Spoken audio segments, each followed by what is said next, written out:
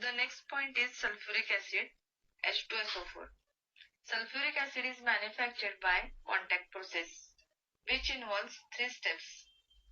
First step is production of SO2. Second step is production of SO3. And the third step is absorption of SO3 gas in concentrated H2SO4 to produce oleum. Now we will see step by step the reactions here. Sulfur or sulfide ore, when burning or roasting in air, it produces sulfur dioxide. The reaction is S solid plus O2 gas gives SO2 gas, and the second reaction is 4FeS2 solid plus 11O2 gas gives twice Fe2O3 solid plus 8SO2 gas. These two reactions are already seen in the preparation of SO2. या दोन्ही reaction आपण SO2 च्या preparation मध्ये बघितलेल्या आहेत. ह्या reaction इथे आपल्याला नव्यानं बघायचे नाहीत, ह्या ऑलरेडी आपण बघितलेल्या आहेत, आपल्याला ह्या गेलेल्या आहेत पूर्वी. The second step is sulfur dioxide to sulfur trioxide. Sulfur dioxide is oxidized catalytically. इथं कॅटलिस्ट हा व्हॅनेडियम पेंटॉक्साइड वापरायचा आहे. ही सुद्धा रिएक्शन आपल्याला ऑलरेडी गेलेली आहे. रिएक्शन अशी आहे, twice SO2 gas plus O2 gas. या ठिकाणी एरो वरती V2O5 आहे, म्हणजे व्हॅनेडियम पेंटॉक्साइड हा त्याचा कॅटलिस्ट आहे. It gives twice SO3 gas. ही जी रिएक्शन आहे ही रिव्हर्सिबल आहे आणि एक्झोथर्मिक आहे. ही रिएक्शन रिव्हर्सिबल असल्या कारणानं इथं फॉरवर्ड रिएक्शन होत असल्या कारणानं तुमचा जो SO3 तयार होण्याचा वेग आहे हा कमी होतोय. म्हणून काय करायचंय बघा, the reaction is exothermic and reversible and the forward reaction leads to decrease the volume. SO3 चं व्हॉल्यूम जे आहे ते डिक्रीज होतंय. म्हणून therefore low temperature 720 Kelvin and high pressure 2 bars are favorable condition for the maximum yield of SO3. या ज्या condition आहेत 720 kelvin temperature आणि 2 बार प्रेशर हे तिथं मेंटेन केलं तर तुम्हाला हवा असलेला SO3 हा तिथं तुम्हाला मिळू शकतो. तिसरी स्टेप आहे सल्फर डायऑक्साईडचं कॉन्सन्ट्रेटेड H2SO बरोबर रिएक्शन करायची आणि तिथं तुम्हाला ओलियम बनवायचंय. तर रिएक्शन कशी आहे बघा, sulphur trioxide gas is absorbed in concentrated H2SO4 to produce oleum. पहिली रिएक्शन आहे ही रिएक्शन बघा, SO3 gas plus H2SO4 gives H2SO7 म्हणजे त्याला आपण ओलियम असं म्हणतो. आता हे जे तयार झालेलं ओलियम आहे हे पुन्हा तुम्हाला वॉटर बरोबर रिएक्ट करायचं आहे. कसं आहे बघा, dilution of oleum with water gives sulphuric acid. आता हे जे ओलियम आहे H2S2O7 plus H2O gives 2H2SO4. इथं फायनली आपला H2SO4 तयार झालेला आहे. कॉन्टॅक्ट प्रोसेसनं जे H2SO4 आपण तयार करतो त्या कॉन्टॅक्ट प्रोसेसनं तयार झालेले H2SO4 हे 96 to 98% प्युअर असतं. आणि ही आपली मेथड आपल्या पुस्तकात जी दिलेली आहे ही 3 स्टेप मेथड आहे. या रिएक्शन्स महत्वाच्या आहेत. दुसरा पॉइंट आहे त्याच्या पुढचा, फिजिकल प्रॉपर्टीज ऑफ H2SO4 च्या फिजिकल प्रॉपर्टीज आपण आता बघणार आहोत. पहिला पॉइंट आहे, sulfuric acid is colorless, dense, oily liquid. Second point is its density of 1.84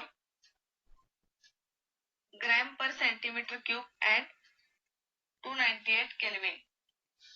It freezes at 283 Kelvin and boils at 611 Kelvin.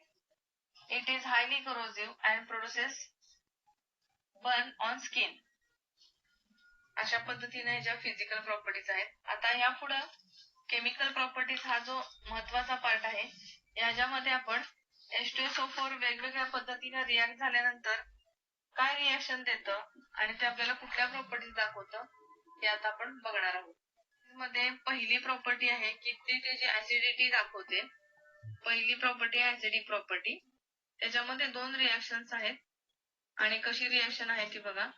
Sulphuric acid ionises in aqueous solution in 2 steps अशी reaction आहे. H2SO4 aqueous plus H2O liquid gives H3O plus aqueous plus HSO4 minus aqueous.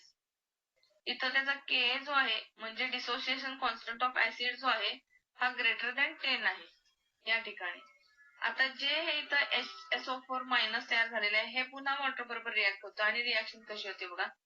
HSO4 minus aqueous plus H2O liquid gives H3O plus aqueous plus SO4 2 minus aqueous. या ठिकाणी त्याचा dissociation constant Ka जो आहे तो 1.2 into 10 raised to minus 2 आहे.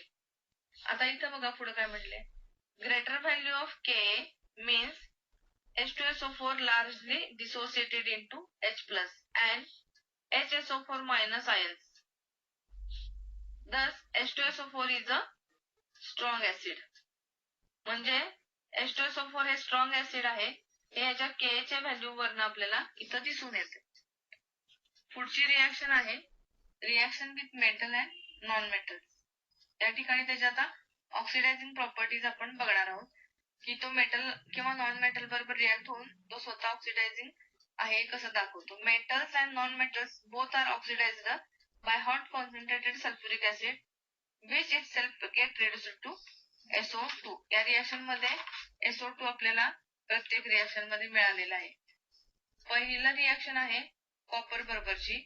Cu plus 2H2SO4 concentrated घ्यायचा आहे gives CuSO4 म्हणजेच copper sulphate plus SO2 plus twice H2O. दुसरी रिएक्शन आहे सल्फर बरोबरची. Sulphur plus H2SO4 gives thrice SO2 plus H2H2O. तिसरी रिएक्शन आहे कार्बन बरोबरची. कार्बन प्लस 2H2SO4 कॉन्सन्ट्रेटेड तिन्ही ठिकाणी कॉन्सन्ट्रेटेड सल्फ्युरिक ऍसिड वापरलेला आहे gives CO2 plus twice SO2 plus 2H2O. या तिन्ही रिएक्शन मध्ये SO2 मिळालेला आहे आपल्याला आणि इथं आपल्याला reactions with non metals and metals आणि ऑक्सिडायझिंग प्रॉपर्टीज हे आपण बघितलेल्या आहेत. तिसरी रिएक्शन आहे डिहायड्रेटिंग प्रॉपर्टी. डिहायड्रेटिंग प्रॉपर्टी म्हणजे त्या पदार्थातलं वॉटर मॉलिक्यूल काढून घेण्याची property. Concentrated sulphuric acid is a strong डिहायड्रेटिंग agent. डिहायड्रेटिंग agent आहे आता आपण रिएक्शन वरनं बघतोय कसं बघा.